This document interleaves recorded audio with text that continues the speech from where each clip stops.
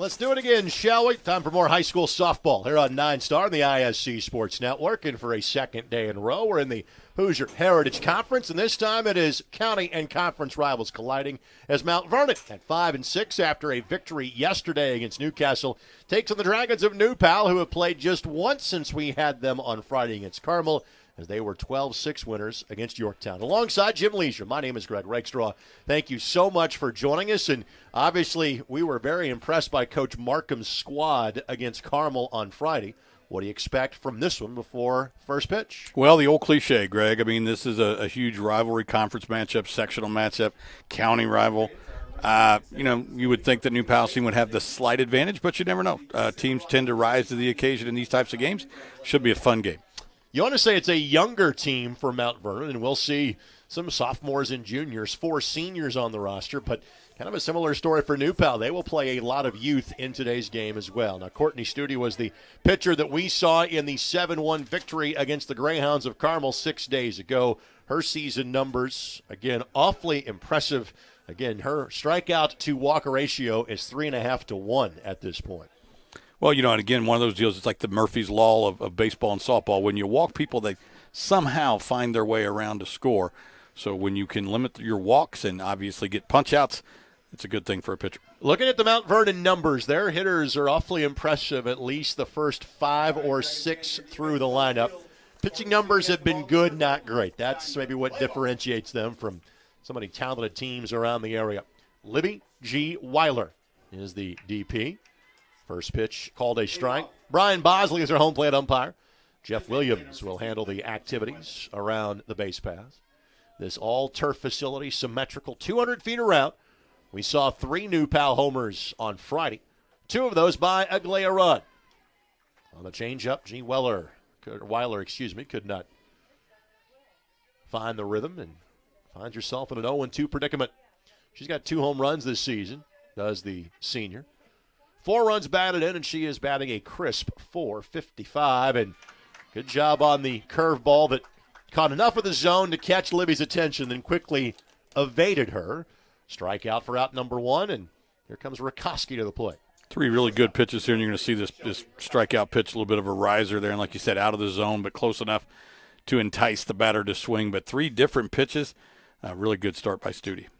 And this one sends the first base coach scampering. Shelby Rakoski is the junior shortstop for Mount Vernon.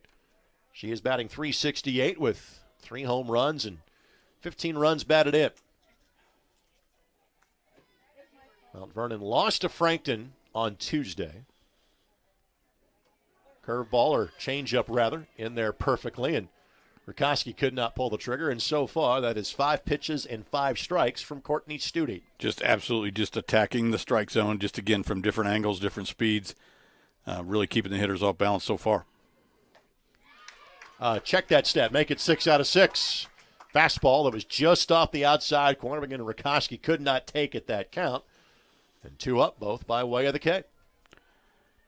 And you saw there on the replay, they're just a smidge behind that. But, we said just about every game, Greg, I mean, hitting is all timing. It's about timing the pitch. It's about timing your lower body movements and things, and pitching is trying to disrupt that timing. Well, there is the first ball of the game offered by Studi.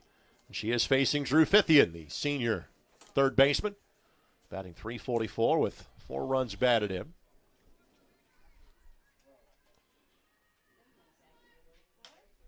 Little bloop that will make its way to right field, and I think the runner is going to beat a potential throw, but good job by Oliver to come up ready in case Fithian was not hustling down the line. And that's all you can do is just come in hustling and take a look at it, and every now and then you do get a hitter that will kind of celebrate their big base hit, even though it was kind of a little bit of a bloop here. It looks like a line drive in the box score.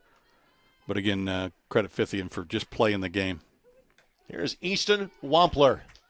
Easton, the freshman, Easton, a junior, Emery, a freshman, both on this Marauder roster. Easton, 11 games, has hit 5 home runs. Then again, when you are named after the most popular brand of aluminum bat for years, you would assume that power would not be a problem. I'm not sure if she's actually named after the bat. Well, but, it is the same name, and I remember that was my first aluminum bat when I was a kid. And I was very, very proud to have it. Today, you wouldn't drive a nail with it. It's just so obsolete. Count at 1-2. I think Marucci has kind of taken over that racket for a lot of folks. Fouled straight back. We'll count at 1-2.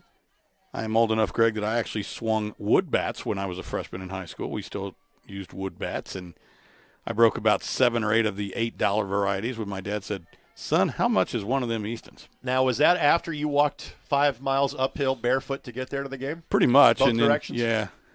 Popped up, and again, that'll reach the netting. We'll do it again at 1-2. I used to have to milk 500 head of cattle every morning before going to school, and I didn't have a bucket, so I would squirt it in my hands, walk 2 miles, put it in the vat, come back. And what was amazing is those actually weren't your family's cattle either. No, they weren't. I was stealing the milk, but thanks for bringing that up.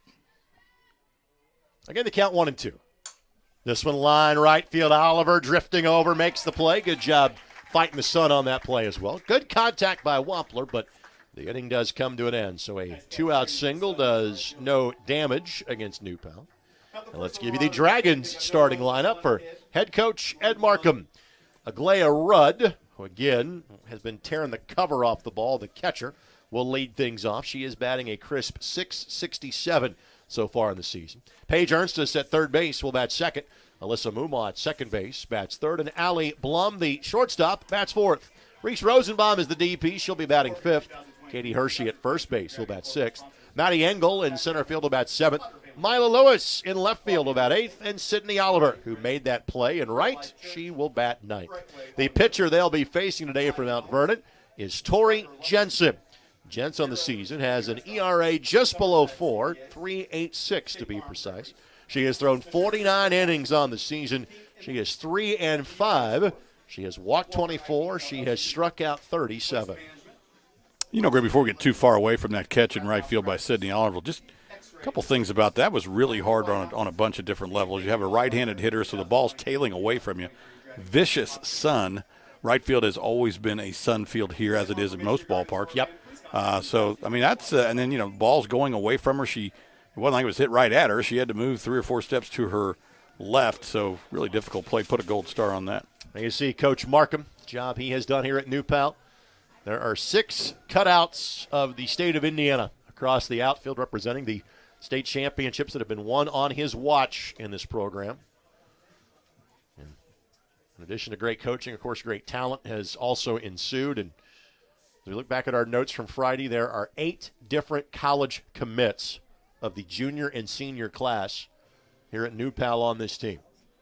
And a couple of sophomores who there'll be more, who I don't think have committed, but probably will next year. So Aglaya Rudd will play at Purdue Fort Wayne next season.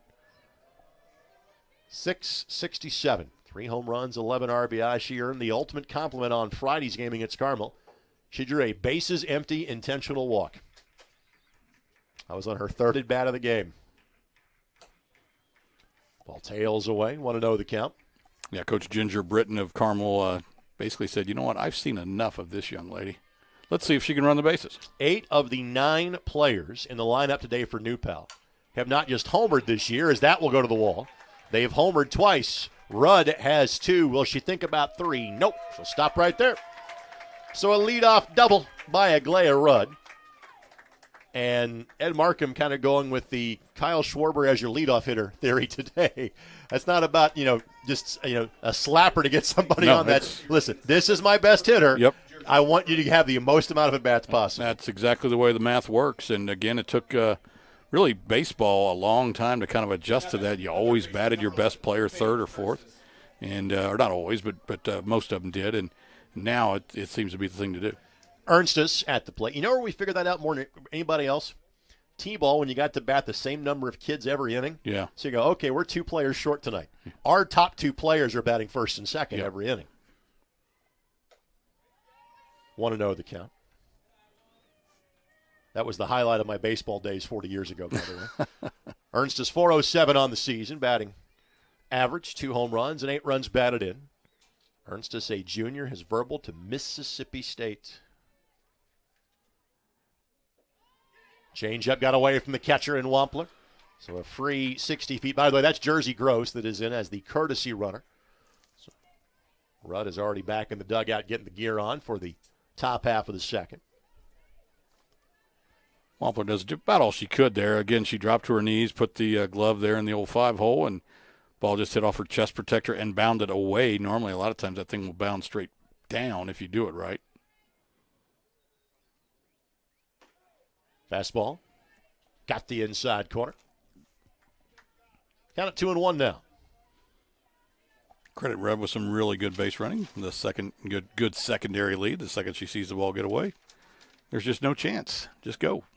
Last time we saw New Pal, Ernstus went 3 for 3 with 2 doubles, an RBI, and a run scored.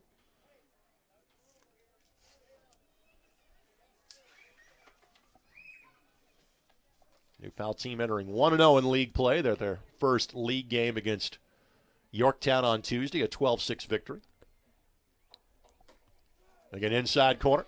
Strike call. Full count. Looks like that will back up the first baseman at least. Or maybe not. She's going to creep back in. They had the corners infield in the middle, kind of giving up the run. But yeah, both corner infielders now playing even with the bag instead of in front of. And this one sails out of the zone, and Ernstus gets the free pass. So Coach Markham gets to play the first and third game. We'll see what he does with it. I'm sure they would love to get a quick jump on their county and sectional and conference rival. The thing is with this New Pal team, they are so lethal at so many spots. There's only a couple of players that you kind of think about just laying one down or slapping one down or moving runners around. They're much more of the big fly variety. That's in for a strike. And again, not that these young ladies need much help in terms of leaving the facility, but there is a rather significant breeze that is blowing straight out to center field today. Counted 0-1. Mumma batting .370. 2 home runs and 7 runs batted in. This one liner knocked down by the second baseman. They'll get one. They'll airmail the throw. Runner going to try to advance to second. Could be a play there. Tag applied. Safe. So it is a run scored. It is an RBI. It is an error that allows the runner to go to second base, but it's 1-0 New Pal. Yeah, pretty honestly ill-advised throw from the shortstop here. You only got one play. As you can see, the runner's already past the bag before she releases the ball, and unfortunately just kind of sails it, and it leads to a extra base. So again, fielder's choice, RBI for Mumma, her 8th of the season. And now Mumma stands at second after the throwing error. So here's Allie Blum. Blum, a junior that is verbal to play at the University of Kentucky. Belt high for a strike. Jensen doing a good job of finding that inside corner on the hands with the fastball. Well, and again, if an umpire is giving it to you, obviously that's where you want to stay. And, you know, I thought Studi did that a little bit. She come out with all those strikes, but she finally eventually had to kind of get out of the zone a little bit just to see how far the umpire would let her go. Top of the zone on the off-speed pitch, and the count is 0-2. So Blum on the season, batting .357. 4 home runs and 10 runs batted in.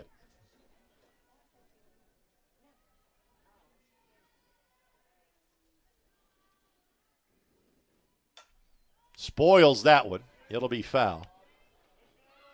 That was a great job of Jensen hitting the target of Wampler because Wampler was set up about 2 steps outside of the edge of the plate. Well, it's that kind of command, obviously, that, again, is going to get you a lot of calls from the home plate umpire. The ability to hit the glove. A lot of times umpires just say, okay, the glove is lifted. Right fielder playing shallow. Makes the catch. Runner was tagging, but was not even looking the right fielder. She was locked in Ed Markham the entire time, and no advance with the catch being made by Gary. There's 2 down. But to finish the thought there, an umpire will sit and say, okay, the glove is right now right on the corner, and if that pitcher hits it, that glove doesn't move, then it must be a strike. Pretty easy call to make. Reese Rosenbaum at the plate. Reese batting .462 with 2 home runs and 6 runs batted in. And time is given. Got some fans enjoying the game out on the berm today in left center field.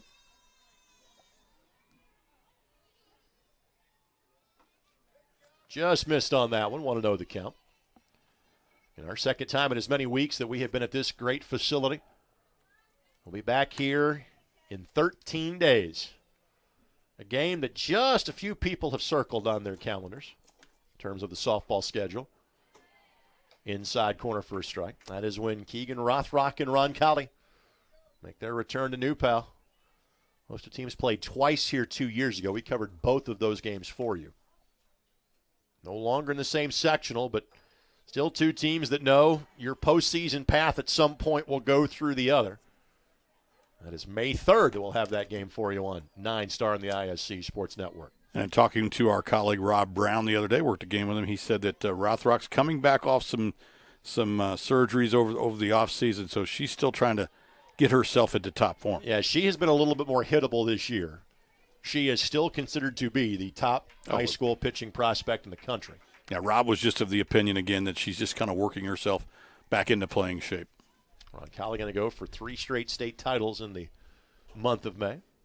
2-2. This one lifted foul by Rosenbaum. We mentioned this yesterday in the Pendleton Heights broadcast, but for the New Pal folks, again, they have kind of been put back for softball and baseball where they have been for basketball in their sectional. With Anderson, Greenfield Central, Pendleton Heights, Mount Vernon, etc. Off speed misses. Good discipline to be shown by Rosenbaum. And the count runs full now, 3-2. If the inning continues, Katie Hershey awaits on deck.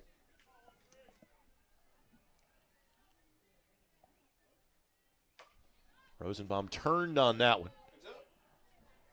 And we'll do it again.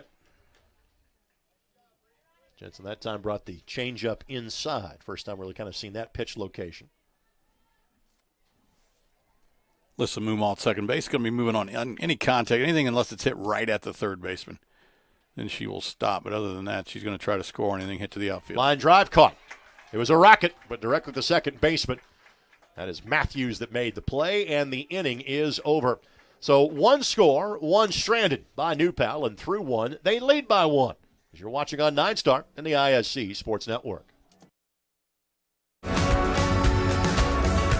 We are really heavily involved in the community, so there are multiple different volunteer opportunities that we can go and do. Volunteer time to share their time and talents with organizations that need not only monetary assistance, but just people's time to help those organizations grow and thrive.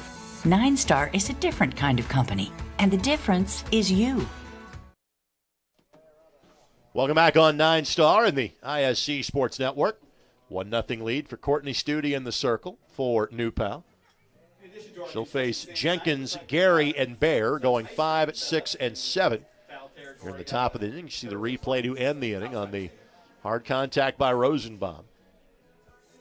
Of note, every ball in play that inning by New Pal went the other way. So kind of file that away for how Jensen is pitching and kind of what the swing thought is for Coach Markham's team as they go to the plate. We hear it all the time. Don't try to do too much. Just take the pitch where it's hit or where it's pitched and hit it. And there's base hits the other way as well.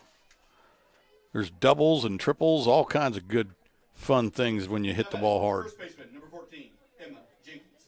So here's Jenkins. I think just shy of 400 on the season is Emma, a freshman. She is one of 4 freshmen on the varsity roster and one of 2 in the lineup today. In fact, the backup pitcher for Mount Vernon and Sophie Rushop is also a freshman. There's a lot of young talent in this Marauder squad.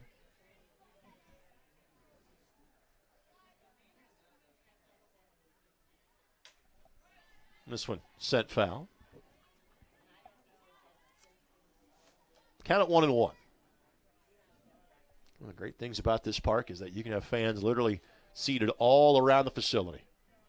Ample bleachers behind home plate down each of the right and left field lines. The berm seats out in left center. Ground ball, and still a play can be made, but now not in time. It was going to be tough, but again, I think if the third baseman and Ernstis fields that cleanly, that's out number 1. I would agree with you. Again, it is tough to give a kid an error in that situation, but I'm going to say, I'm going to guess too that Ernst is probably going to tell you, hey, I need to field that thing. Yep. I mean, Right fielder, number 21. Again, you get the true hop Yep. on the turf infield. So here's Gary. We mentioned back-to-back freshman in the lineup for the Marauders. She's batting .267. 2 home runs and 6 runs batted in. no signals down there by third base coach Mark Weaver. 2-0. Now, it could be, too, that the signals are coming from the dugout. You never know. The other thing that you see with other teams, and you don't see with either team, is they throw down. She dives back in time. Good-looking throw by Rudd. But no wristbands on either team today either. In other words, you're not hearing this, code from the dugout, and then players look down and get either the pitch call or the batting call from the dugout. Gary showed bunt. They again throw back, again diving in. That is a called strike. And it wasn't an offer by Gary. It was in the strike zone was the pitch. And the count evens up now at 2-2. Which is, I think, what Coach Weaver down in the third base box was kind of coming down and saying, now, wait a minute. Hold on. I agreed that was a called strike as well. Yeah. Just missed. Pitcher's pitch that time. Good job by Gary to let that one go by. And now the count runs full. Well, Vernon does do a little bit of running. They've stole 17 bases on the season, and I don't know if they're thinking about trying to stay out of a double play. Popped up. I'm not sure Rudd is the catcher I'm running I on. would agree with you. Yep. She was not going that time. She is one of the better of those in the state.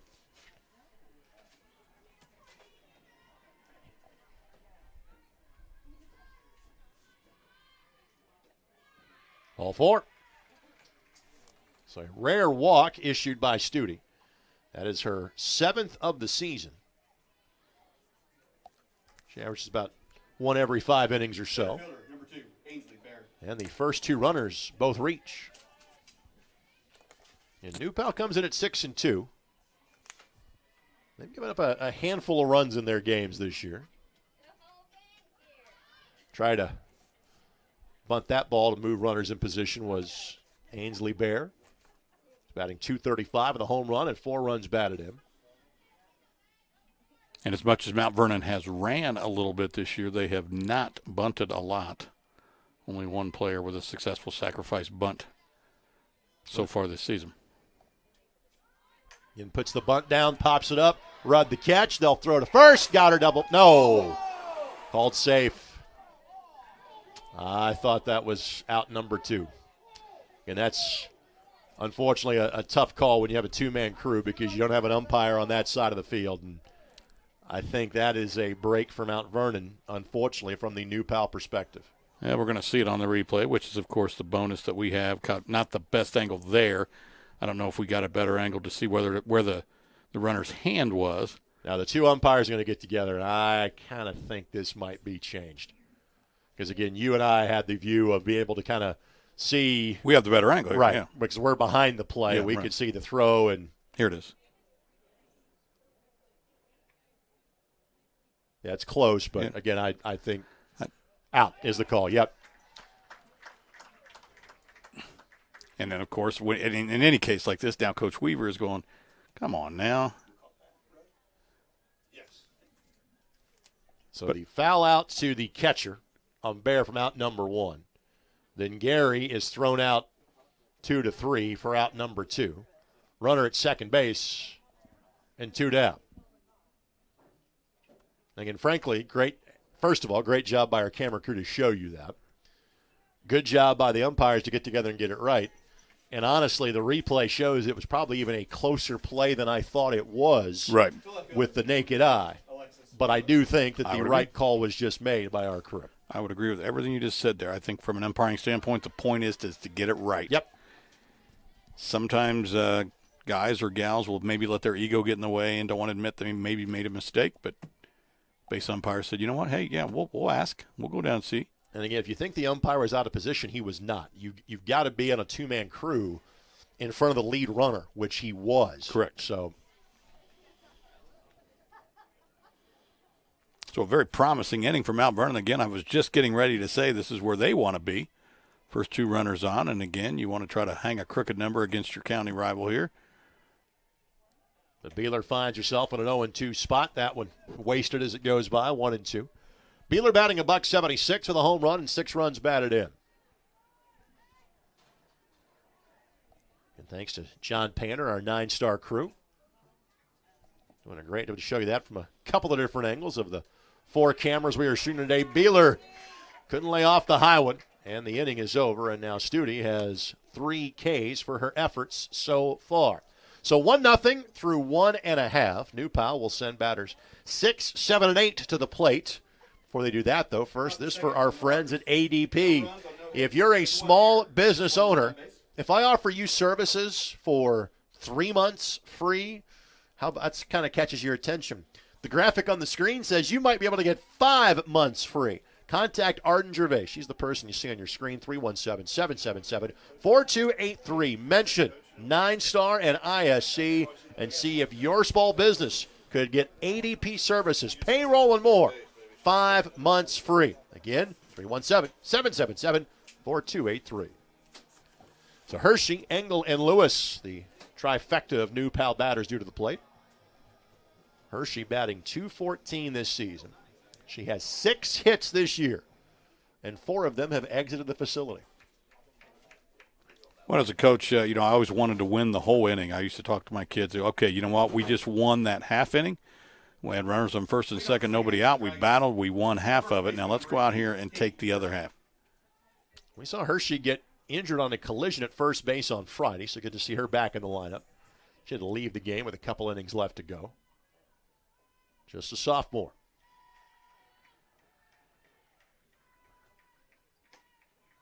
Off the outside corner, 1-0.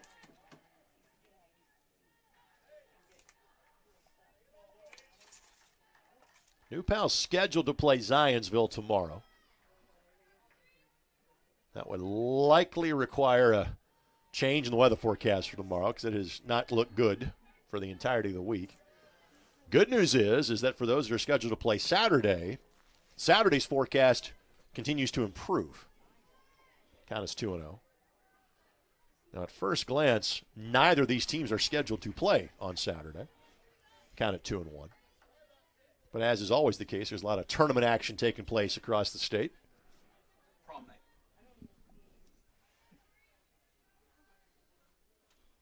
Ground ball. Shortstop. Hershey hustling, but good throw by the shortstop to make the play. That is Rakoski over to Jenkins, and there's one down. Rakoski does a nice job of just kind of rounding this ball off. I thought she might have been taking too much time, but she shows everybody in the building, I got this. Just relax. Number 19. Well, sometimes you talk about hitting his timing. Fielding can be too. Sure. She's not the fastest runner, so there's a little time in her back pocket. Here's Engel, the center fielder. Inside corner for a strike. Engel, also a sophomore, batting .269. 2 home runs and 7 runs batted in. That pitch has been there all night, been called very consistently, so just stay right there. Hits the outside corner, and Bell tied 2. So literally Jensen dots corners in back-to-back pitches. Using both sides of the plate again. Hitter's now thinking, now what? But you know what? Even if you can't hit that inside corner, and if a hitter does get around on, they're probably just going to hit it off the handle. They're not going to hit it hard. Change up, popped up. Jensen makes the play, and that's the rare spot where that was the right play for the pitcher to make that one. 2 down. Yeah, there are a couple times when, they're just, honestly, the pitcher's right there. There's nobody really close. You don't want to have one of your infielders come in and make a tremendous play when your pitcher can make a routine play.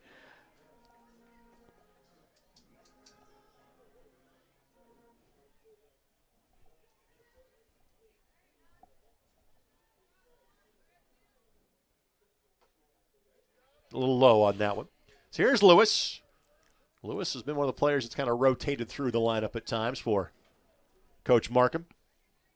She is 2 for 10 on the season with a run batted in.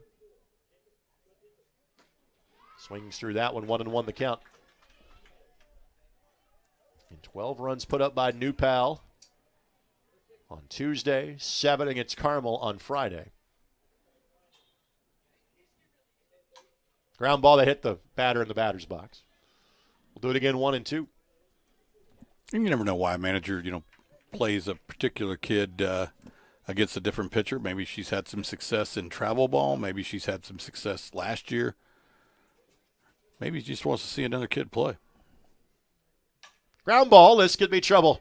Second baseman backhands it, but there's no way you could make that play there. So Lewis gets the infield hit for her third of the season. And the inning continues now for Sydney Oliver. Now batting, right fielder, number 20. So Lewis there kind of showing Coach Markham that thanks for trusting me. You were correct in trusting me in my abilities here. So here's Oliver. Oliver is a junior, but she's already verbal to play for Missy Frost at the University of Indianapolis. And much like they were when we did the game on Friday, the Greyhounds remain 6th in the nation in Division II softball. Sydney has 2 home runs and 5 runs batted in this year.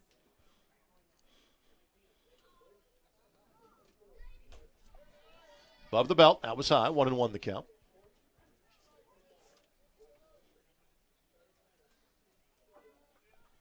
Oliver can keep the inning going. Well, here comes Aglaya Rudd. This is the scenario you want if you're Coach Markham.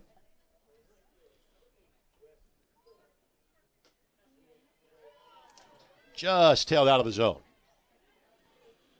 Umpire took a good long look at it. That's, again, good umpiring. Don't anticipate things. See things. Take an extra second. Ask yourself, did it catch the corner? Did it not? The rest of the game will wait on you, I guarantee. Yep. It's in for a strike. I'm liking the pitch combinations from Jan. She's doing a good job of moving sides of the plate, up, down. She's not getting stuck in a rut in terms of her pitching patterns. 43 feet away. Got it. Yep. Kind of the eephus look that time, but it bends into the zone, and Oliver is stuck looking, and that is the end of the inning. So first strikeout for Jensen, and a 0 goes on the board for New Pal. Through 2, 1-0. Dragons lead on 9-star and ISC. 9-Star is very focused on customer and member care, focused on making sure that however we communicate with the member and customer is how they want to communicate. You know, sometimes we're the one person that they speak to in a day, and you want that conversation to be happy and pleasant. As a nonprofit co-op, we're focused on providing the best service we can for our members. 9-Star is a different kind of company, and the difference is you.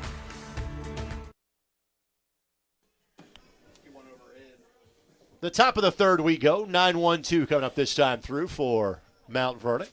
Greg Rakestraw, Jim Leisure with you on the ISC Sports Network.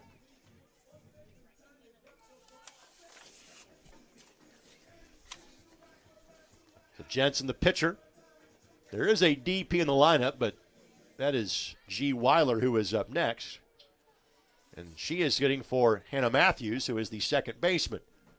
Jensen batting $158 on the season. That translates to 3 for 19. Number 19, Tori Jensen.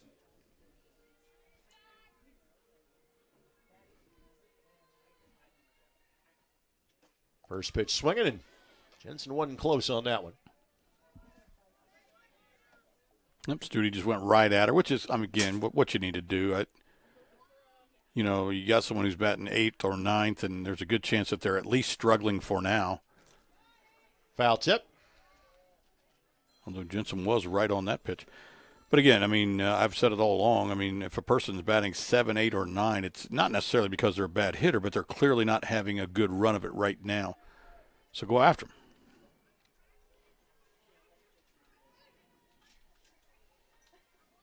Oh, 2, called strike, and Jensen knew it. Was heading towards the dugout almost as the ball passed home plate.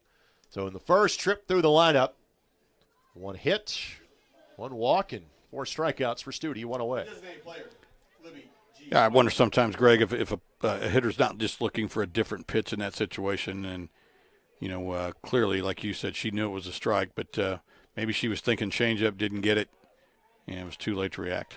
Fastball this time for a strike. G. Weiler was a strikeout victim. Her last time up.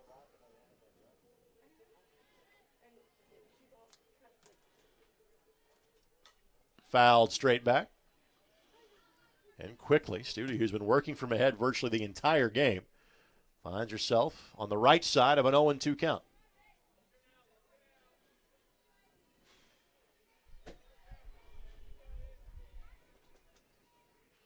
Another beautiful day here in central Indiana. This one fished, and good job by the second baseman. Muma with the play, and there's 2 down. And frankly, against most players, that is a base hit. Well, some of it was positioning. Some of it was just getting that good first step, that good drop step, taking her back out into short right field, and then the rest of it was just running it down. Here's Rakoski. Didn't miss that one by much.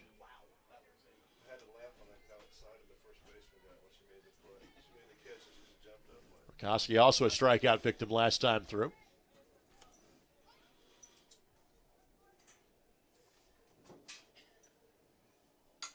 Ground ball, second baseman charges over, flips to first, and for the first time in this game, the minimum faced an inning, 3 up and 3 down. And our score remains 1-0 in favor of New Pal. Going to the home half of the third. Next time, our 9-star cameras will bring you baseball in the area. We're going to head to Henry County. We're going to see baseball at Shenandoah as they play host to Blue River Valley. John Herrick, Jim Leisure have that one for you on Tuesday. And that'll be a start of 5 o'clock. Again, no lights at Shenandoah, so we'll take advantage of the fact the sun doesn't set this time of year till about 8:30, and expect to see some really good baseball next Tuesday. Nice graphic there. You see the Blue River Vikings, and as best I can tell, there's not a single stitch of blue anywhere in their uniform. That is blue along with the red. Okay, look kind of black to me, but it's blue. Okay, A little dark blue there for the Raiders. Yeah, a little navy. By the way, unfortunately, I was scheduled to join you on Tuesday. I'll have a Marion University softball doubleheader instead. And I always, treasure the time I get to spend with you.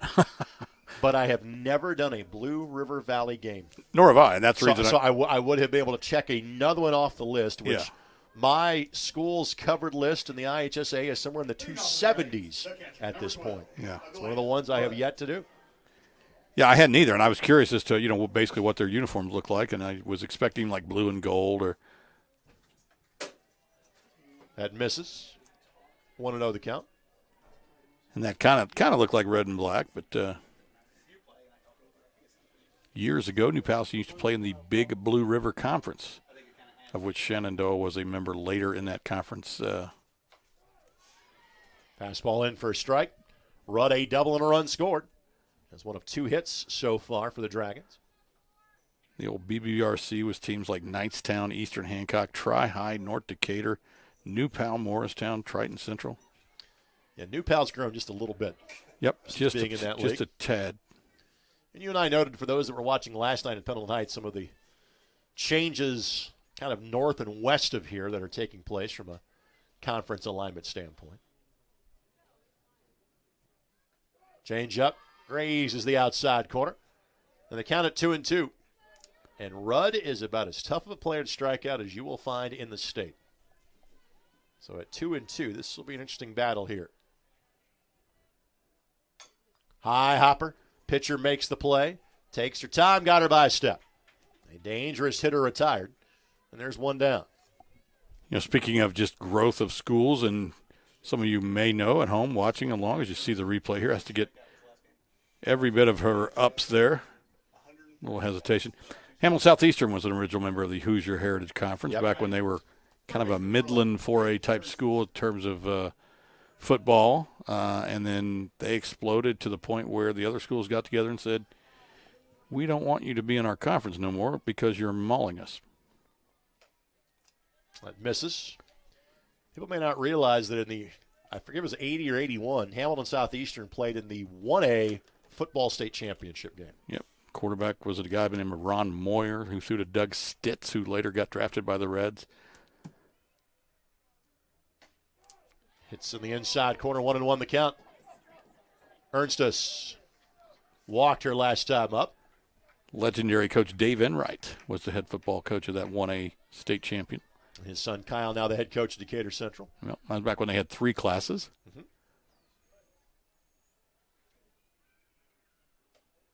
Change up misses high. 2-1. That whole Fishers area was different. You would go up Oleo Road, as it were, Mount Comfort here in Hancock County, and then there were a bunch of curves, it was more of a windy country road. Now, with all the development and everything, they've kind of straightened it. Foul tip. That winged, I think maybe both catcher and umpire that time. Both appear to be all right. 2-strike count. Remember at 106th Street, it was kind of a T. You had to turn left to continue north on Oleo.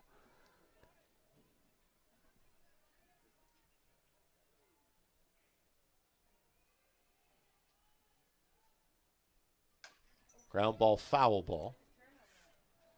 Because I was not around for this, but I have heard the stories of the days what is 82nd Street now in Marion County was known as County Road 100 back in the 70s, correct? It might have been US 100, or it was going to be Shadeland Avenue. Shadeland Avenue was originally going to be 465, and there's a long story why it didn't become that. And that was always, it's still on some maps listed, Shadeland Avenue is listed as US 100. I don't know if that's what you're referring to or not. No, different road. Okay. I know 38th Street years ago in Marion County was called Maple Road. Back in the old days, there's a branch of the now Chase Bank, but it's still referred to as the Maple Road branch, and it sits at 38th and Washington Boulevard. Count of 2-2. Again, missed high with the changeup, and the count runs full. When I was a kid, there was no housing development around the Fishers Reservoir. My dad and I would literally go into Fishers because it was not much more than a gas station and a bait shop. We would buy worms. Foul ball. Think you can find worms in Fishers now? Only if you dug in somebody's yard illegally after a good rain. Now, do you have to call Indiana 811 before you dig? That one? Okay. Whatever. Some people are gamblers in life. You don't mind getting a nice shock.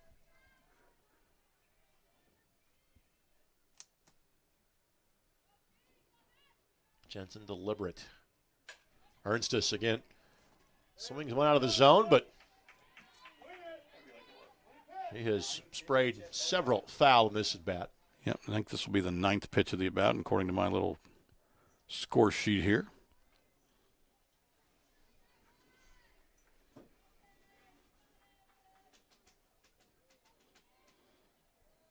Mumaw waits on deck. Ground ball. Third baseman. Fithian. Should have had that one, but didn't. So E5 and runner aboard with one out. That is the second error of the game so far against Mount Vernon. And again, I'm sure that Page would like to have the base hit, but Creditor with a fantastic at bat, just standing in there, fouling off good pitches. And the idea is to get on base. If you've ever seen Moneyball, you know it's all about getting on base, and that's what Ernstus did. Quoted a line from that movie in a meeting earlier today. Mumaw, fielder's choice and an RBI her last time up. That's in for a strike. Of course, it's fitting we bring that up because it's now seemingly a fait accompli that the Oakland A's are about to become the Las Vegas A's. Well, I'll tell you, if they can't draw any more than they did against the Cubs the last 3 games, I was able to watch 2 of the 3. And the Cubs generally have a nice, due to WGN, the super station back in the 80s, 90s, they draw well everywhere, except in Oakland, apparently. There were like 14 people there total. That would miss 2-1 the count. If you would call the Oakland A's and ask about what time the game would start, they would ask you, what time could you be here?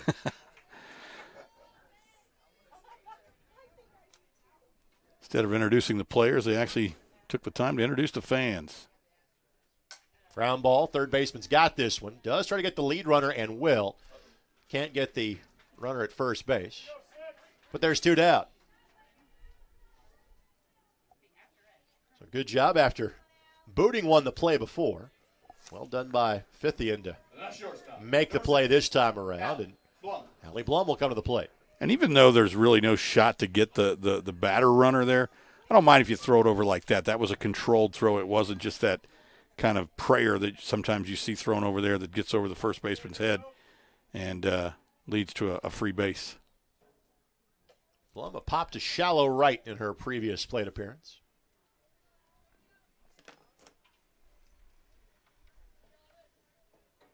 She takes a Herculean warm-up swing before every pitch.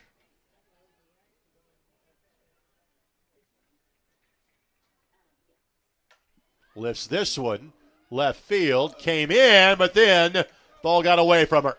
And that will lead to a run, and that will end up being it's going to be a triple because the fielder didn't touch it. So you can't call an error, but that is a misplay into an extra base hit into a second run for New Pal. Well, again, as you said, Greg, there, the left fielder, Alexis Beeler, you're going to see her just kind of come in.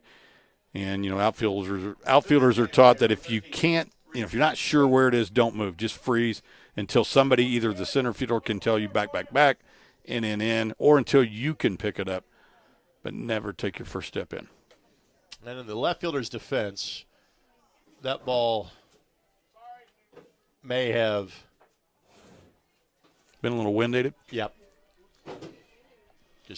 I agree. She was kind of judging that by the swing, right, which is how you do it. Right. And the wind may have pushed out a little further back than she had thought it would be. This one, let's see how the wind affects it. Looks like it does. Center fielder's got that one. Inning is over, but New Pal again gets the benefit of a bit of a break to stretch their lead to 2. We are through 3 here at New Pal. Dragons with a 2-run advantage as you're watching on 9 Star and ISC. 3, 2, 1. As the first dunk in the building for Bar Joya. Waits, Waddell finishes and lays it in. There is right now the play of the game. Better finish. Good. We might see that on plays of the week. Great speed. The finish. Spin, win, 3. Bury it to lane. No, gun, yes. Stop. Whoa, what a play. Flying in. Witnessing I think that's the JV game taking place as we speak. Now, as is normally the case, we talked about this last night at Pendleton Heights. There's normally 2 or 3 games going on here at once. So Athletic Director Al Cooper and Assistant Athletic Director Trent Whitaker and their staff very busy. Of course, it takes a lot of people to run a game. You got ticket takers, oftentimes teachers, just kind of fulfilling their contractual obligation, probably getting a little something in their check as well. Does that fall under other duties as needed? It does. I think the way, again, it's been years ago, but used to be that they kind of figured out that if each teacher worked like 2 contests or 3 contests a year, you could spread it out. But I also do believe they get compensated. Lead off the Marauders, third baseman, number 4, Drew, 50th. So Fithian singled last time up. Lifts this one, left field. Left fielder takes a step back, then comes in to make the play, and there's one down, and that's Nyla Lewis with the astute play in left. Now, you were talking about that earlier, Greg, and there's no doubt about the wind aided that thing, but a good outfielder also knows that and says, you know what, tonight I'm not stepping in at all because this wind is just screaming out. If anything, I'm going to take a step back. Here's Wampler. Hit it well to right field.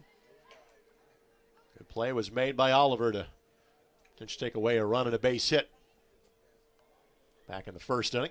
And very impressive play it was. Off speed at the top of the zone. Wampler kind of shaking her head at that, but Wampler's been behind the plate the first 3 innings, and it's been a pretty consistent zone going both directions so far. Kind of 1-1.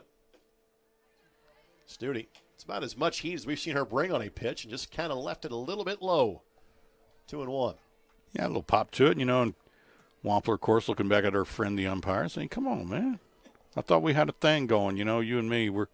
I'm protecting you. You're going to give me a break. Line drive, and that ball was absolutely ripped. Wampler gets a base hit. Again, Wampler batting .419 coming in. She's hit it hard twice and has a second base hit of the game for Mount Vernon. Well, you mentioned it earlier in the ball game, Greg, that Mount Vernon's got 4 or 5 young ladies that can put the ball in play and do it with a little bit of power. So Lillian Jenkins going to come in to be the courtesy runner for Wampler. Courtesy running at first base, number 5, Lillian Jenkins. So Wampler can get the gear back on. Here's Emma Jenkins. Now batting, first baseman, number 14, Emma Jenkins. Jenkins reached on an error on a ball hit to the third baseman last time up.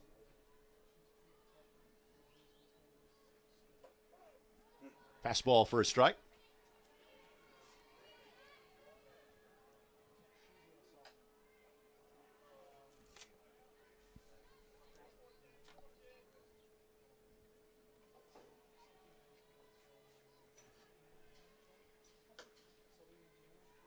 One and one the count.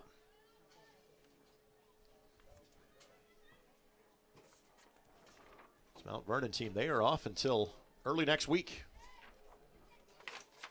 It's their last game of 3 played this week. It's in there for strike. And the count is now 1 and 2.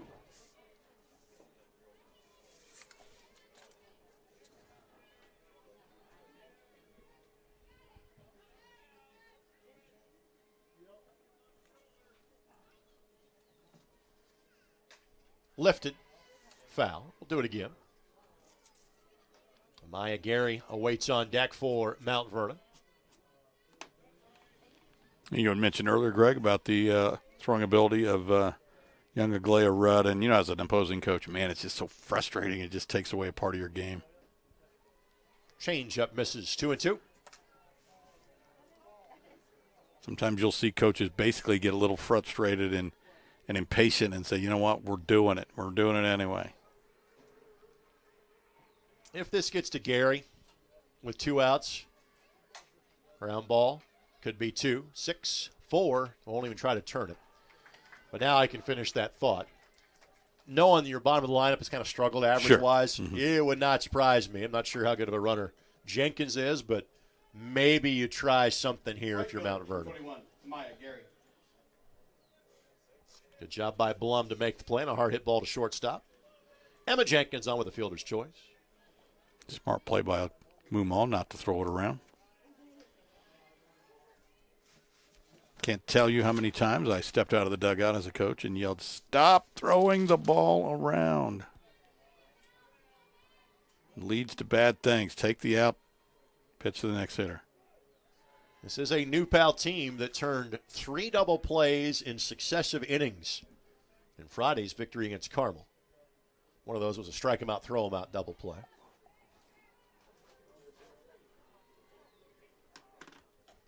Gary drew a walker last time up and finds herself at 1 and 2. Of course, that same Carmel team, and again, as you mentioned earlier, went into Pendleton last night down 2 starters. Yep. So a little shorthanded, as it were, and did not end well for the Greyhounds. 2 and 2. Ball gets away from the first baseman, but right fielder and Oliver's there. No further advance. Now Carmel fell to 1 and 7 on the season after last night's shellacking at the hands of the Arabians.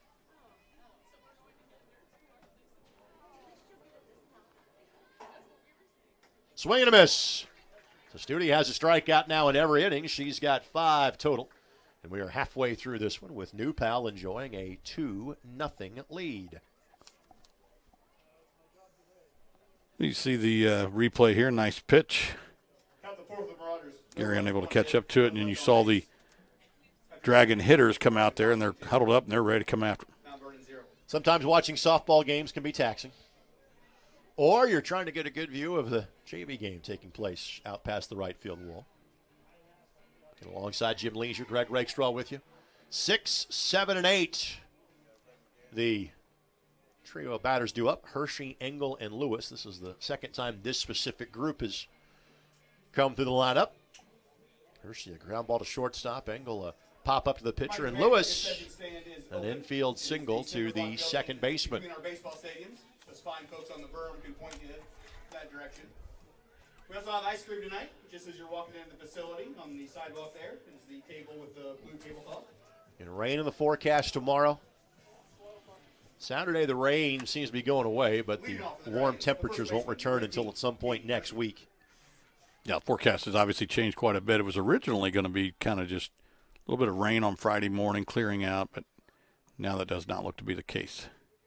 And as someone who has not 1 but 2 different outdoor sporting events to call on Saturday, I'm very pleased about that. 1-0 the count. I am very cognizant of the weather forecast this time of year. Got to know. And for a strike, 1-1 the count. I think every coach, every umpire, probably many fans have whatever their favorite weather app happens to be on their phone, the one they trust the most, and probably refer to it 5 or 6 times a day. High hopper, shortstop's got it. Quick fire over to first, gets Hershey by a couple of steps. It's the second time she has been retired on a ground ball to Rakoski, and there's one away. Well, again, Rakoski, really nicely done. Just, you talk about teaching an infielder to kind of round the ball, get the big hop. She did both of those things, comes out at an angle, sets her feet. Really nice job. Here's Engel. Popped up her previous plate appearance.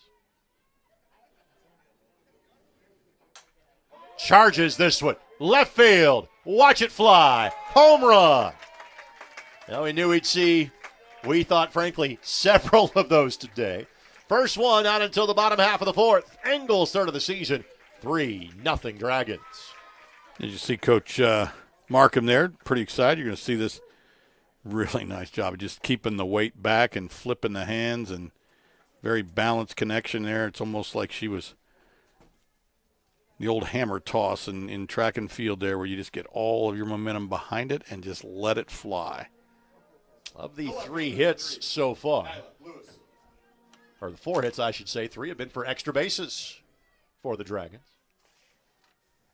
And they have been a frequent flyer sort of team when it comes to home runs this year.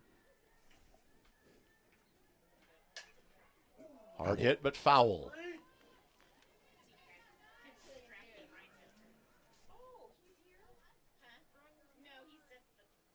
So Lewis again an infield single. She's the one player of the 9 in the lineup today that is yet to homer this year.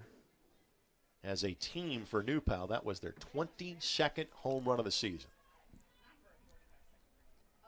And this is in game number 9 of the campaign. They're frankly a little bit behind from a schedule standpoint. We saw Pendleton yesterday played their 12th game of the season.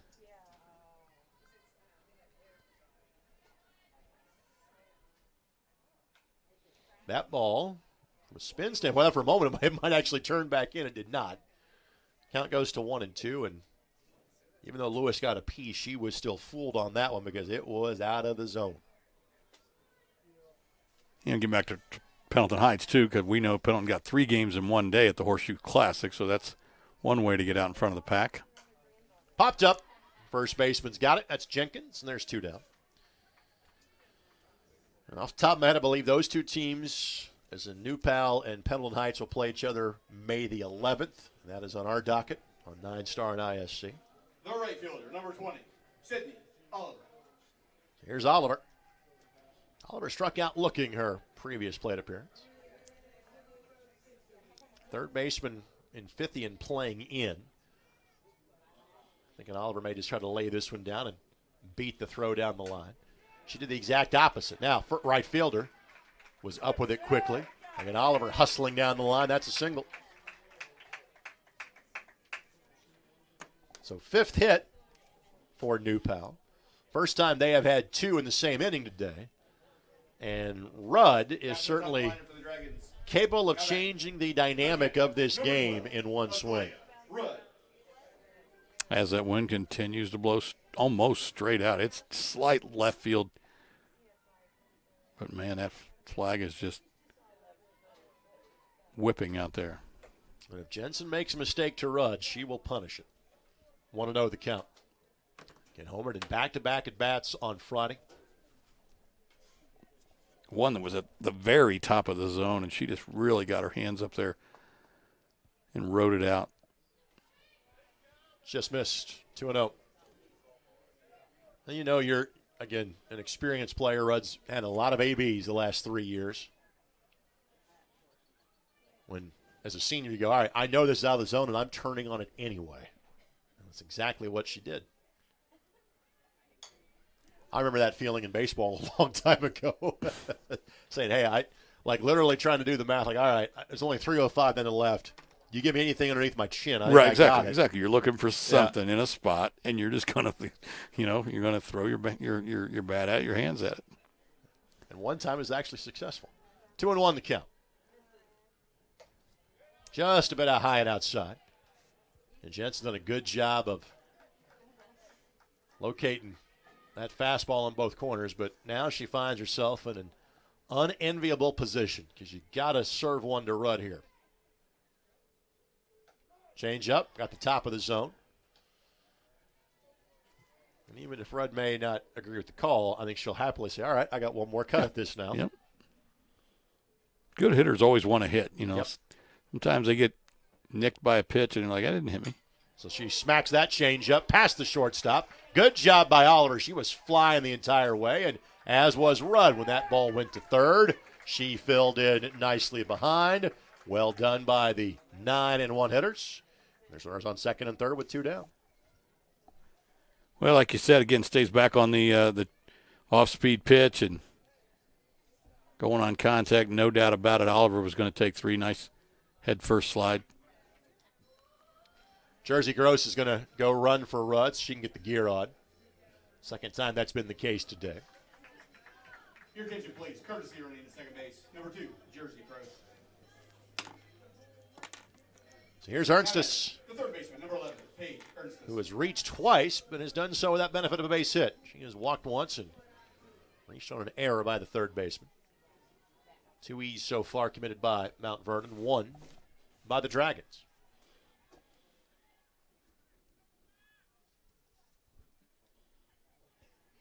Outfield playing back into pull as you would expect for Ernstis. Again, top of the zone. On the corner, 0-1 the count. Exactly where Tori Jensen wanted it, and honestly, Ernst just makes a good decision. And that's a pitcher's pitch. Don't hit it. That's the first pitch of the at-bat. You're going to see other pitches. Fake the throw behind the runner, but Oliver nowhere near far enough off the bag for Wampler to think about unloading one. A lot of times you'll see a young lady swing at that first pitch out of the zone, pop it up, and the coach just look at her like, what are you doing? Off the end of the bat. Second baseman charges, scoops to first. Inning is over. So, 2 runners stranded, but Engel provides her own one with a solo blast to left field. We are now through 4 here at New Pal. Dragons leading at 3-0 on 9-star and ISC. The innocence of youth. Is there anything any better? But soon they'll be in high school and facing all the same challenges you faced. How to make friends, how to fit in, how to be cool. We want our children to have everything they'll need to live fulfilling and productive lives. Make sure the kids in your family are among the more than 160,000 participants here in Indiana who take part in high school sports. That youngster will be told he had a great time at the game years from now. Won't remember a thing about it. To the top of the 5th we go. 3-0, New Pal in front. There's a look at the HHC standings. And New Pal is 1-0. Shelbyville at 3-0, and they have handled Pendleton Heights their only loss so far. Greenfield, pretty solid 7-2 start, but you can tell they've yet to play a conference game. I will tell you that a good buddy of mine, Steve Heath from the Daily Reporter, did a nice preseason capsule on the Cougars. They expect to be much improved. Off to the 7-2 start, and like you said, unfortunately, yet to prove their worth in conference play. Now, would you say that if Steve was not in the room with us right now? I would. I love Steve. To the top of the 5th. 7, 8, and 9 coming up through for the Marauders. Plus, he owes me $4. The only way I'm going to get it is if I'm nice to him. Now, I'm curious, at what stage of life does he owe you? Is that from like 1987? Is that from like last Tuesday, somewhere in the middle? Probably the summer of 80, 81. Okay, all right. That one tails out of the zone, 2-0 the count. So, you figure at a reasonable 3.5% interest compounded annually, I believe that's $1,300. It's going to be about $1,300 or $1,400. Yeah. 3-0. And that's something that Studi has not done the entire game. She has walked one batter.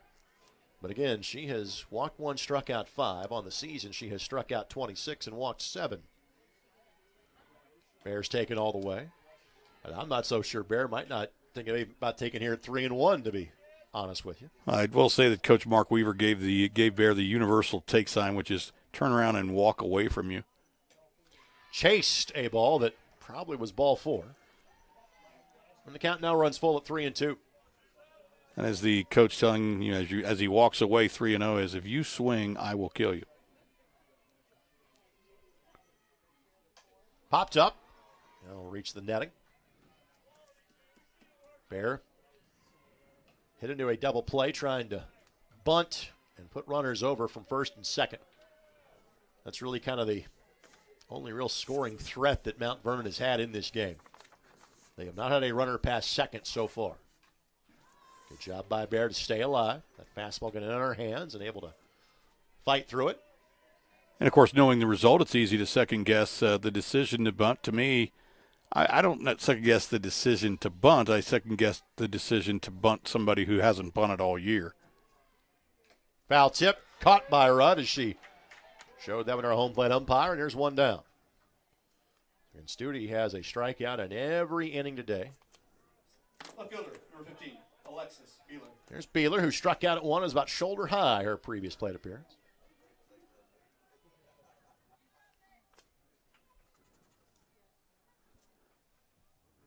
Turns on this one. Left fielder barely has to move.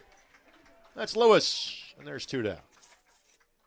Lewis has fielded her spot well on a couple of occasions tonight. Here's the pitcher in Tori Jensen.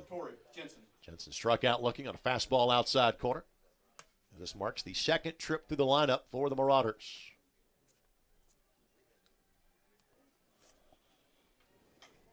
Lifted foul.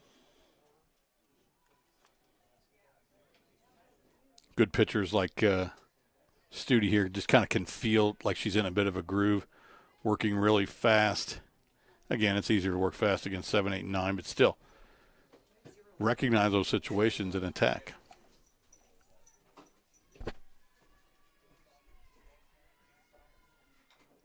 Foul tips it back. And Studi a pitch away from working her second 1-2-3 inning. 2 hits so far.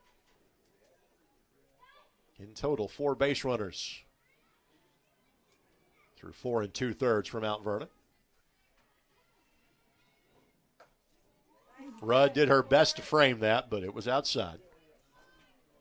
Rudd kind of snapped that, almost had the glove underneath her wrist trying to hang on that outside corner.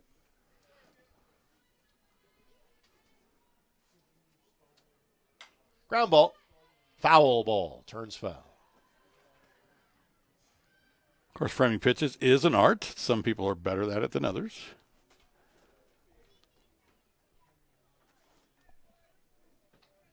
And again, you see this ball clearly in foul territory when it's first touched.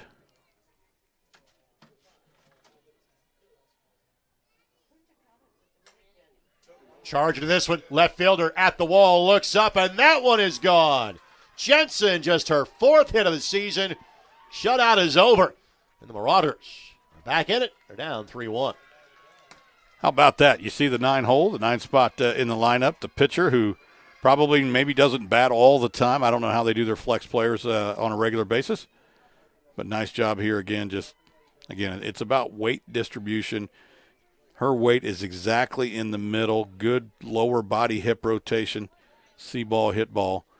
And on a day like today, in the wind, ball goes a long way. For Jensen, not only is that her first home run of the season, that is her first run batted in this season. Great camera work there as you see left fielder Lewis go all the way back to the fence. Use every single inch of the facility. Just not enough. So Mount Vernon, shutout is by the wayside. They have scored a run in every game but one this year. They were blanked by Yorktown 10-0 earlier this season. Which, if you saw that graphic about, IHSAA softball teams, man, there's some good teams in there. The first 5 or 6 are really, really good. And Lane Greenfield, unfortunately, just hadn't played anybody, so we know they're decent. Swing and a miss. So here's G. Weiler, who is 0 for 2. Pop up to the second baseman. Was a good play made by Mumont to Back in the third inning. And a strikeout victim first time through.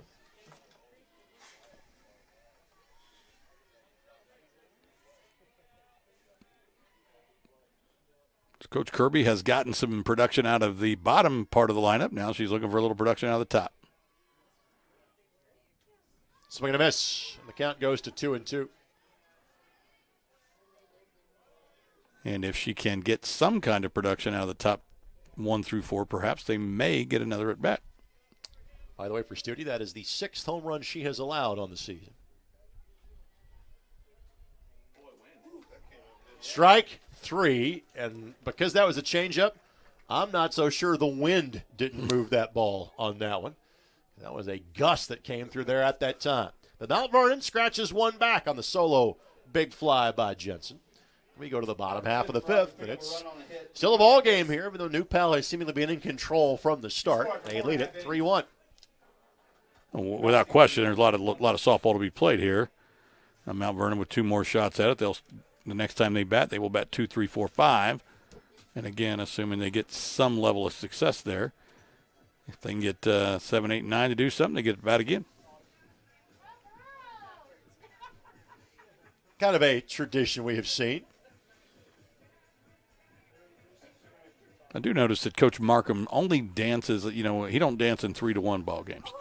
Little too much pressure, a little too much work to do. A 0 on the board against Carmel. He was out there dancing. Oh, he was dancing. After that one, no, not so much. Yeah. And I'll be honest with you, he was not good. Again, Ed, that's Jim Leisure. I've known Ed since high school. He knows I'm an idiot. I'm sure he'll consider the source. I'm playing umpire here wanting to hydrate a bit in this. It is a day that's in the mid-80s and you're on turf, so I'm all for this. The only place in the world that might be warmer than behind that plate right now is in this press box because we can't open the windows. There are 38 official sponsors of New Pal Athletics that are read before every game. Yeah, is Window World one of them because they need to get over here? The 39th is the community sauna of New Pal. You and I could both stand to sweat off a few pounds. It's well, It's not exactly a shift of the mind that we have here today. Well, and if this is Al Cooper's attempt to get me in better shape, just know I'm going to go eat a whole pizza the minute this game's over. Muma, opposite field. Center fielder looks up, and that is gone. Home run for Alyssa Muma, her 3rd of the season. And that is now the 3rd home run hit in the last inning and a half of this game. 1 by Mount Vernon, 2 by New Pal, but it's 4-1. Well, it's funny because when the first one was hit, you had made the comment that we really thought we'd probably see more of that, and now we have. So New Pal has scored 1 run in every inning but the second. Now Blum. And Blum will be no easier to face for Jensen than Muma was. And Blum has hit 4 big flies on the season. There's a pair of good-looking fellows right there.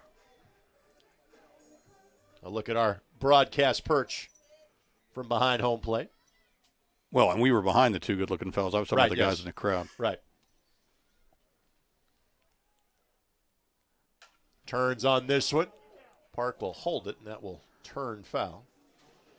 Blum had the ball to left field that, again, was a triple, but one that Beeler misplayed a bit to turn it into a triple.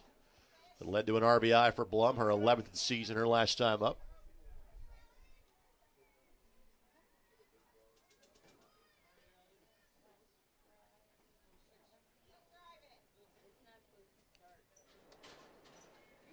And wind picks up yet again. And weather's going to change tomorrow. It'll drop 30 or 40 degrees by the time we get to Saturday afternoon.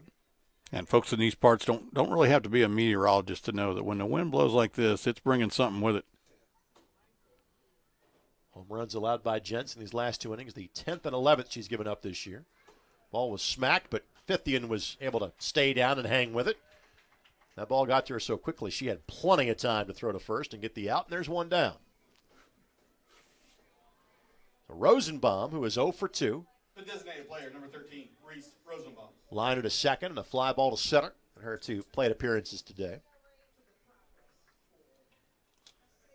Fithian has been busy at third base, that's for sure. And nice stretch over there, too, by number 14, Emmett Jenkins. Freshman. Center field. Barely has to move on that one. Having it lined up perfectly was Bear, and Rosenbaum is now 0 for 3. And there's 2 down. Here's Hershey, who's had a pair of ground balls to shortstop, and her trips to home plate. And that ball just not squared up like the others. I mean, it was just missed it. Got it up high enough in the air. I mean, if she had squared it up a little bit more, it would have gone.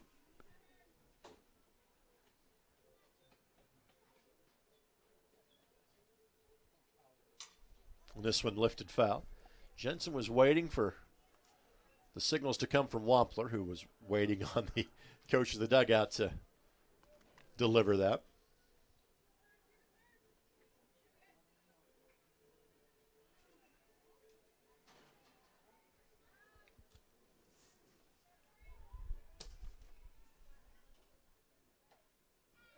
And misses. 1-1. New Pal's had a runner on the base paths every inning. They've had a hit in every inning. They've had homers in each of the last 2. Line drive caught. Great job by Jensen to knock that one down, and the inning is over. But the leadoff home run by Mumma has stretched the lead back to 3-1 again. And we are through 5 at New Pal. 4-1. Dragons lead this one on 9-Star and ISC. When moving into a new home, we ask ourselves questions like, who is the best internet provider in town? Well, have you considered locally owned 9-Star Connect? We've become the fastest, most reliable, and dedicated fiber-to-the-home internet company in central Indiana. Our internet packages have been modified, and we are changing speeds at a more competitive price. So give us a look. Visit us at 9starconnect.com. 9-Star is a different kind of company, and the difference is you.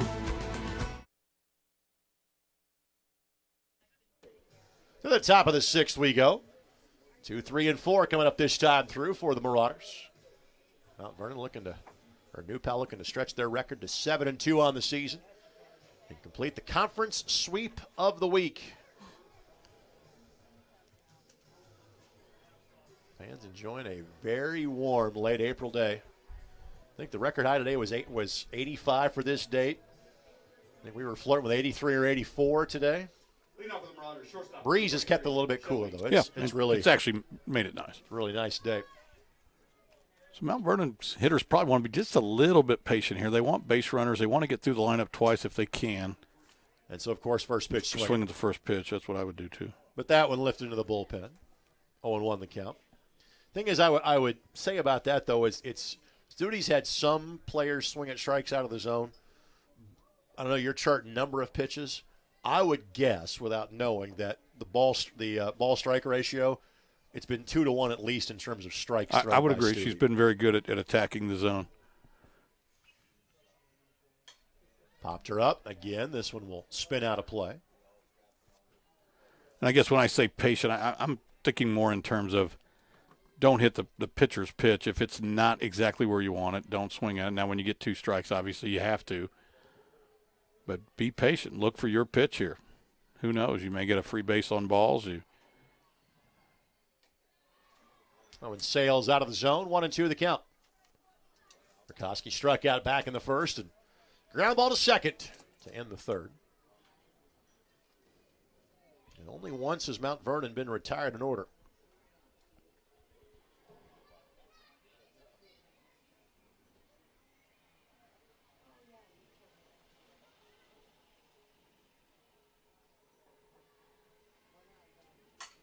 This one lifted to right center field. That one will get to the wall. Rikoski makes the turn at first, and she'll have a leadoff double. Good inside-out swing by Rikoski. Yeah, she got the pitch she was looking for. She put a bat on it. And, again, I don't remember the baseball coach that originally said it, but it's one that is used a lot even still today, and that is most hitters will get themselves out if you let them. So as a coach offensively here, I'm going to tell my kids, don't get yourself out. Make the pitcher get you out. Fithian singled her first time up. And a fly ball to left last time through. Misses 1-0 the count. And you were getting to the point of this game, as often happens in softball, the late stages get on you quickly. You've got 6 outs to try to way to manufacture 3 runs if you're Mount Vernon. That's a way to do it. Line drive, left fielder's got it. That's just unfortunate. That was well hit on an off-speed pitch by Fithian. But Lewis, as she has done all day, has played her position very well in left field, and there's one down. The catcher, number 7, Easton Wampler. Lewis has certainly held her own out there, and again shows Coach Markham that he has yet another varsity softball player option. He's got just a handful of them here. Yep. At the knees, just a little low. But things happen over the course of a season, injuries, slumps. So it's always nice to know that you got another kid that you can put in the game and really not drop off much, if at all. Wampler singled her last time up. She hit one back up the middle with some ferociousness to it. Did Easton? Now that pitch there was just nasty, great late movement. Don't swing at it. It was called a strike. Who cares? 1-1 the count. Popped her up. I got it. Count at 1-2. If the window in front of us could open, we'd have had it. Well, you would have. I was making absolutely no effort. See, I still have my first baseman's hands. Uh-huh. I also still have my first baseman's movement, which means none. So the ball's hit to me, I got it. Anywhere other than that, we're in trouble. Just a bit low. No, got it. Late call. Well, he took a long look at it. Yep. I think it was a strike. I'm not sure why he hesitated so long. So the count's 2-2. Or 2 outs, I should say. The runner at second base. And now Jenkins will step to the plate. I think it's been a big zone going both ways all day. And I'll admit to you that as that ball crossed home plate, I was thinking strike 3. And I kind of had to alter the call as that's waited for a It was definitely a delayed call, but again, some umpires do like to take that long look, don't anticipate, make it be there. I would say, given what the strike zone has been all day, that was strike 3. I would agree with you. And in the replay, the pitch was right at her knees. And I am, frankly, a person in softball and baseball both. I am a big fan of a big zone because we play faster. And if you do it both directions, you're in good shape. 0-2 the count. It's off the corner, 1-2. The things that I've noticed, Greg, and this is both at the high school and collegiate level, it seems as if most umpires really give that wide outside corner. Some of those pitches to me just don't. It's like I just don't see how that hit the plate. This one turned. Lewis down the left field line makes the play yet again. And the scoring threat of the leadoff double is wiped away for Mount Vernon. So Koski stranded at second base, and it's insurance run time now for New Pal. 4-1 the score here in the home half of the 6th. Engel, Lewis, Oliver, 7, 8, and 9 coming up this time through.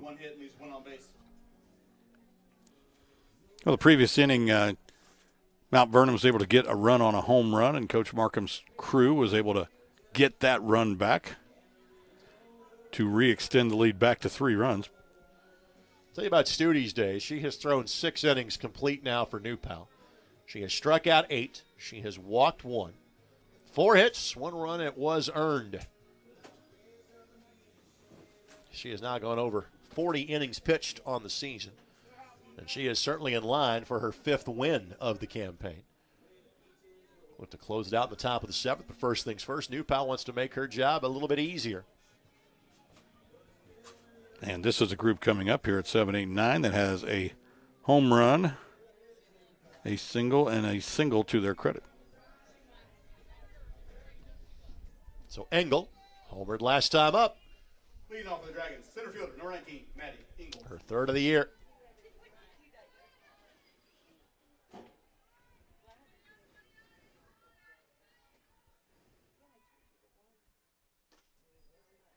Just missed. 1-0. This game's been played at a clip of under 90 minutes at this point. Got a little bit of a late start. Started about 10 till, as opposed to the 5:30 scheduled start. Outside corner for a strike. 1-1 the count. As more and more school corporations, I think, struggle to hire bus drivers, it becomes an issue that bus drivers have to take the regular students home and then come back and get the athletic teams. 1-2. Whereas, we can't make that regular out the fan bus for one day. Well, I don't know. Moms and dads would be a big fan of that. Nah, probably not. I know, there was probably a time when a lot of schools had plenty of drivers, so, they just had a couple of bus drivers ready to take the athletic teams. Ground ball, fair ball. Third baseman, Fithian's got it. Throw, and not sure if that was wide of the bag or, frankly, the first baseman may have lost that one. Going all the way to third, but no, safe. Good throw in from right field, but able to slide around. It was Engel. It'll turn to a 3-base error. Yeah, Coach Markham, I think, probably was giving her the stop sign here. He's coaching her up a little bit. You're going to see it here again, the wide throw. Now, I will say this. She hits the bag here. Engel just hit and never stops, so she's definitely going two, and then didn't really hesitate much around second either. We'll see the throw here in the tag. Tag just missed her. Yep, just missed her. Yep, that's able to slide around the tag is the thought. Now we're going to have a conversation between the head coach and third base umpire. Well, she's probably a little frustrated because really none of the calls have gone their way, but that doesn't necessarily mean they're bad calls.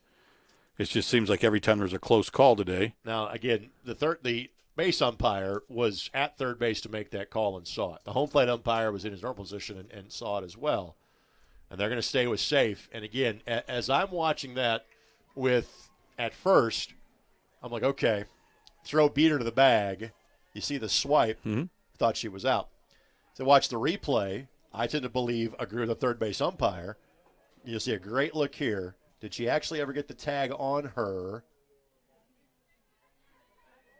I mean, you get kind of blocked there. Yeah, I mean, if the glove's on her, then clearly she's out. It's just whether or not the glove. Yep. That's a great look from next to the first base dugout. So runner at third base. Gross is going to hit in Lewis's spot here. Lewis 1 for 2. Infield has to play in.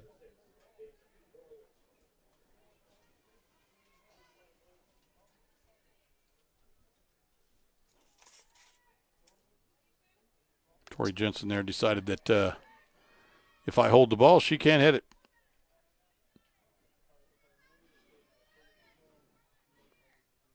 Sure you remember former big league pitcher Tug McGraw?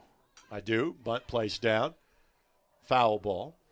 Tug talked about those situations where he would just hold the ball because he didn't want to throw it because he was afraid this hitter was better than he was, and he called it the frozen ice ball theory. He finally convinced himself that in a million years the sun will blow up and the earth will become a frozen ice ball hurtling through space, and when that time comes, no one will care what I threw this guy. And then he would deliver the pitch.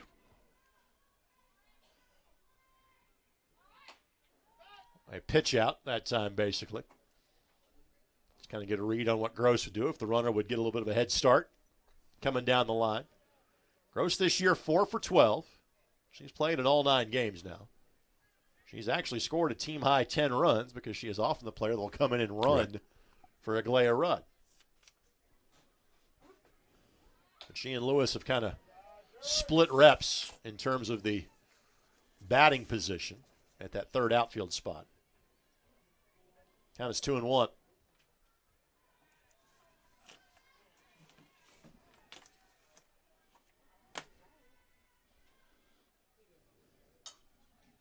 Slaps that one foul, so the bunt now taken away. But the slap can still be on it, 2-2. And, of course, running from that left side, she's just a little bit closer to the first base bag. So if she can slap it down into the carpet and get it to bounce real high, she can outrun it. Misses high and outside, full count now. Oliver awaits on deck.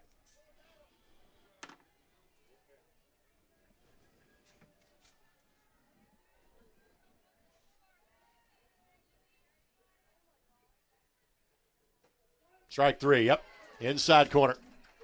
All left-handers kind of line up right over top that plate. Again, we're right behind that. And that was inside corner for a strike. Well done by Jensen.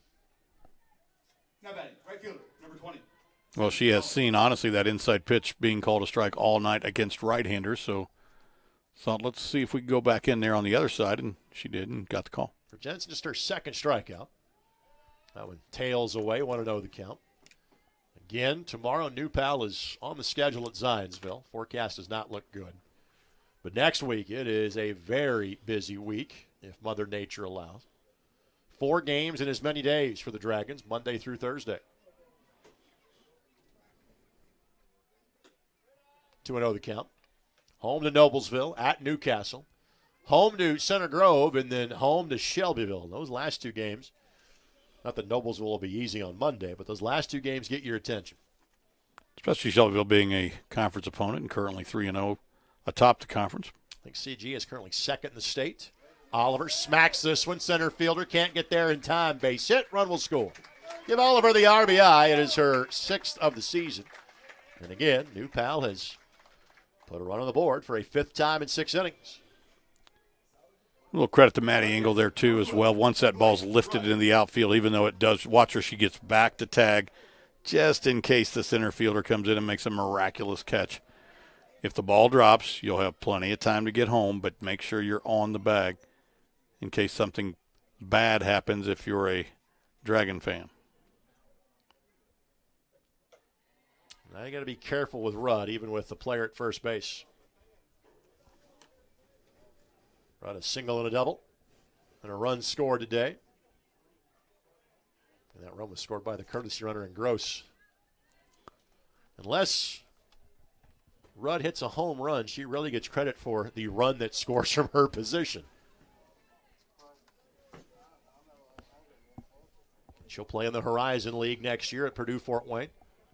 Been several players in this program that play in that league, either going to IUPUI or Northern Kentucky. Played for Coach Markham over the years. Liner, left field, base hit. And Aglaya Rudd, true to form, she's batting .667. She's 3 for 4 today. Yeah, it's not every day that you bet .667 and your batting average actually goes up.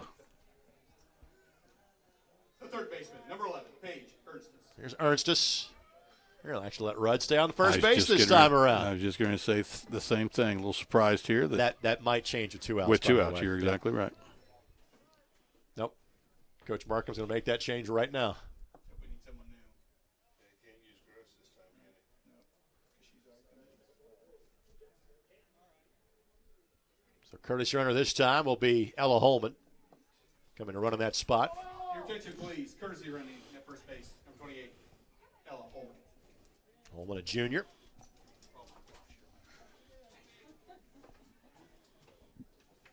Here's Ernstus. Ernstus 0 for 2 with a walk in today's game.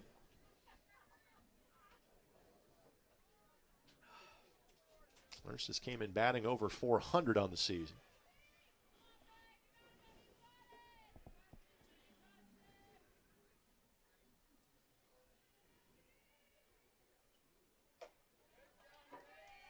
That misses. 1-0 the count. Good shot of the brain trust there of the Mount Vernon Marauders. For those that don't know, Coach Kirby is the daughter of assistant coach Mark Weaver. That misses. 2-0 the count.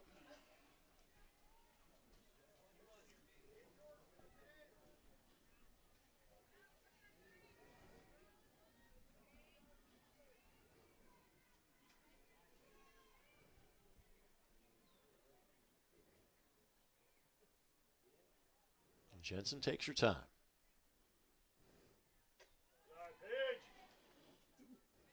She also has been rare in terms of kind of being behind hitters, but is to Ernstus here. And you might think at first and second, given how good of a hitter Ernstus is, might have a green light here. I would probably not give her one. I mean, I understand. Ball 4. Because, it's just one of these big innings that it's got to feel like it's going to be a big inning. Well, you're also a couple of swings from potentially thinking about ending this game in the bottom half of the 6th now. Right. We're going to have a meeting here. And again, Tori Jensen has pitched the majority of the innings this season for Mount Vernon. Their number 2 pitcher is a freshman. It's Rushop that would need to come in if there is a pitching change be made here for Mount Vernon.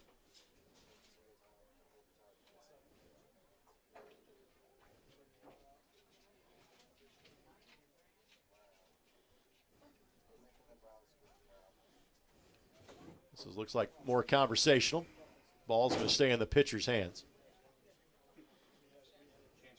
But to give you an idea, Jensen has now thrown 54-plus innings on the season. Rushop has pitched 19.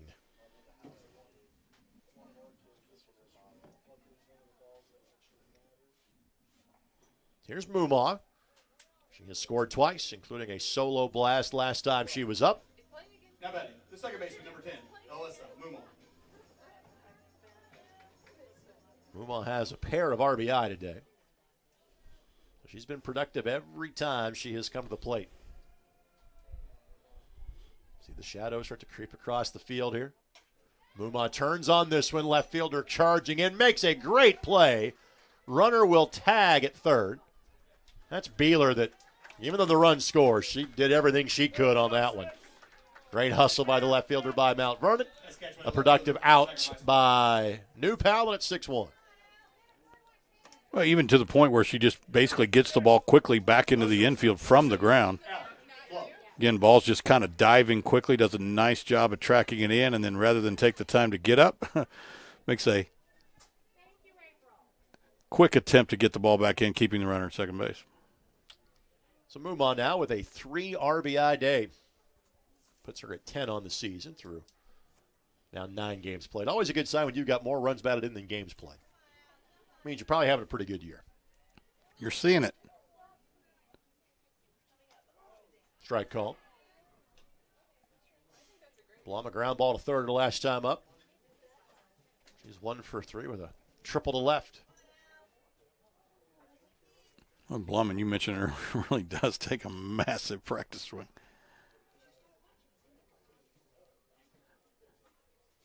Off the corner, 1-1 the count. Looking ahead for Mount Vernon, they will send 6, 7, and 8 to the plate in the top of the 7th.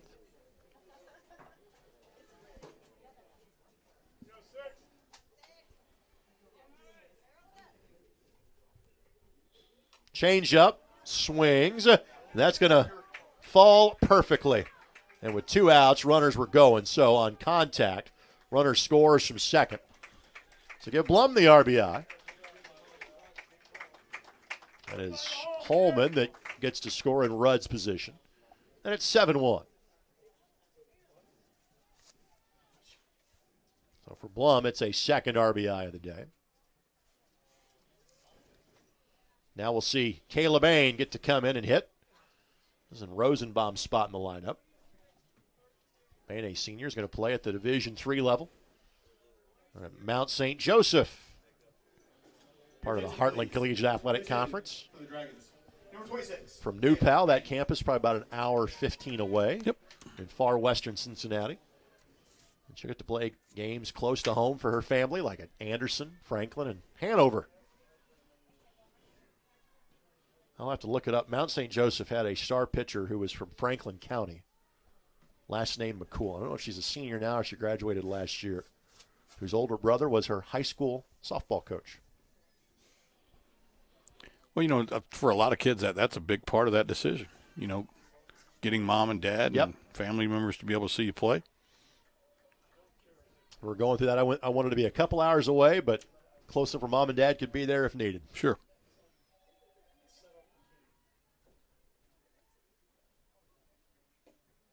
A little bit low, 2-0 the count. Bain is a batter, is 2 for 11 this season. With a run scored and an RBI, and one of those 2 hits, a double. Rosenbaum was 0 for 3 today. Outside corner for a strike. They throw behind the runner at first. She's back in time as Blum. And the count at 2-1.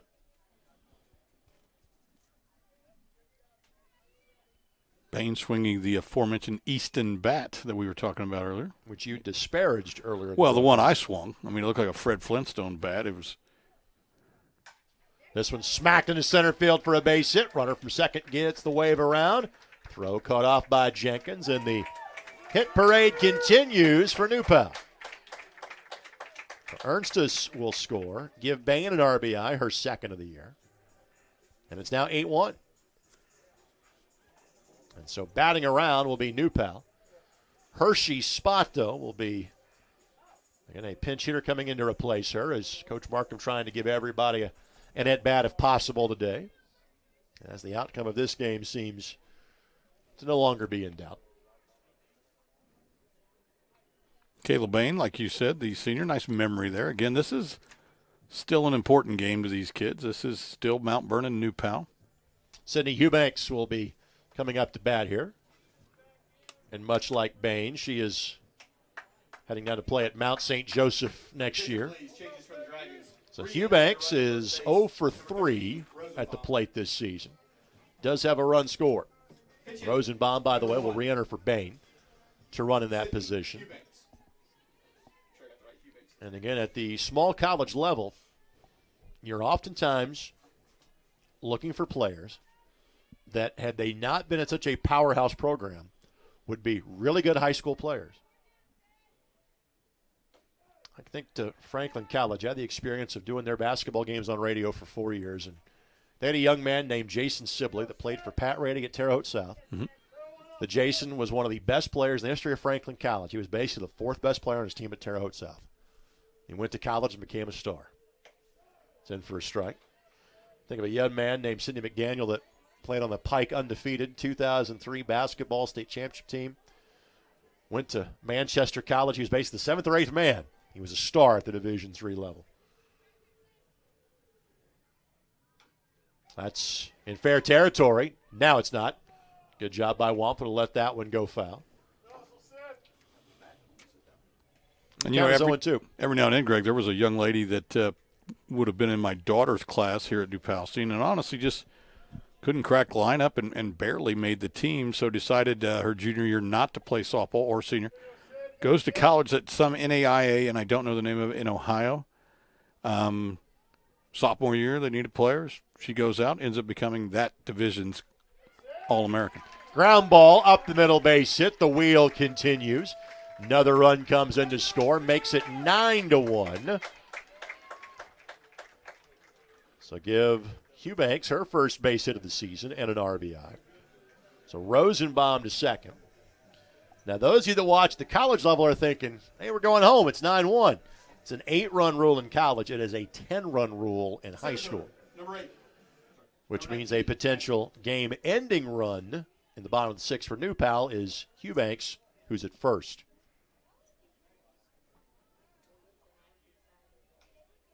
Foul ball. We'll have more college softball for you on the ISC Sports Network on both Saturday and then Tuesday. Marion 36-4. They play host to Indiana Wesleyan on Saturday. Coverage of that begins at 1 o'clock. Then next Tuesday, they will play a doubleheader. We'll have that one for you at 3. Outside corner fastball for a strike. So this is Engel who began the inning by reaching on the errant throw by the third baseman Fithian and would go all the way to third on the play. She'd score the first of 5 runs that New Pal has plated in this inning. That one tails away. 1-2 the count. And all good hitters will tell you that when they go to the plate, oftentimes I'm just looking for something to drive, something to hit hard. But, you know, Matty Engel would love to hit a ball out of here right now and send everybody home.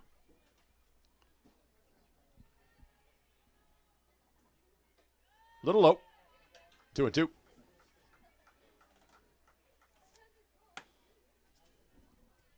Sun kind of peeking behind some clouds now to our left.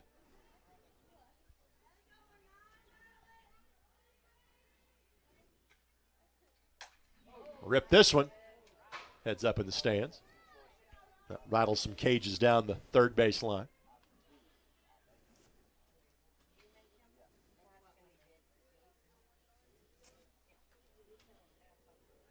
Count it 2-2. So 10th batter to the plate this inning for New Pal. Seen a few pinch hitters be subbed in, and they have all delivered. Ground ball up the middle. That one gets through for a base hit. And one more time, they'll send the runner home. They'll score, throw back, not in time. Now 10-1, and again the game-ending run now stands at second base. It has been a train that New Pal has running currently, which is getting singles and keeping the game going. Number 2, Jersey. 6 singles in the inning. Gross hit in this spot last time for Lewis. And Lewis is going to be brought back in. Lewis does have a base hit to her credit earlier today. Your attention, please. Re-entering the game to hit. Number 3, Nyla Lewis. That avoids Jersey Gross potentially having the first and last out of the inning.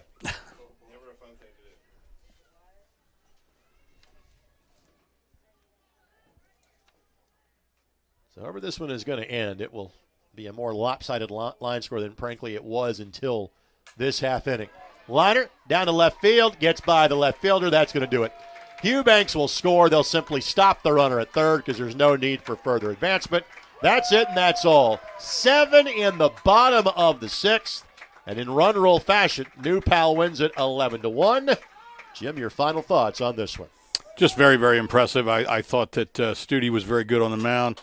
Attacked the strike zone. Again, it was a pretty good ball game there, 3-1 and then 4-1. And then, honestly, the floodgates opened. Now, New Pal in 2 games this week score a combined 23 runs. They run their record to 2-0 in league play. Again, they've got a major showdown with Shelbyville next Thursday atop the IHSAA. That'll do it for our broadcast from New Pal this evening. For Jim Leisure, my name is Greg Rakestraw. Thank you so much for joining us for high school softball. Dragons win at 11-1-6. You're watching on 9 Star and the ISC Sports Network.